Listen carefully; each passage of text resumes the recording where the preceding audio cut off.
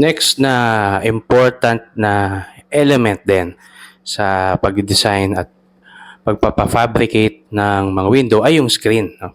So meron tayo ngayong common na ginagamit na screen, itong aluminum screen. No? So dito sa ganitong klase ng screen, hindi na papasok ang lamok dyan. No?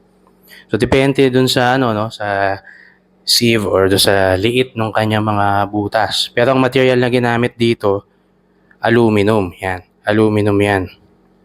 Kung gusto mo ng mas premium, dito ka. Ito kasi stainless, no?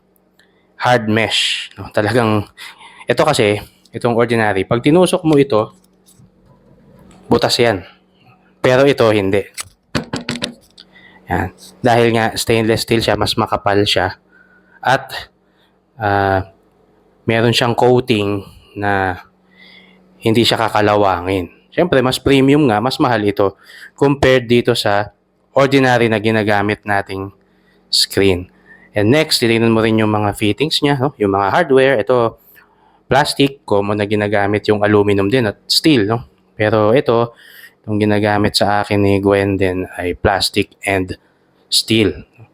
And stainless pa, no? Yung ibang parts na mas premium.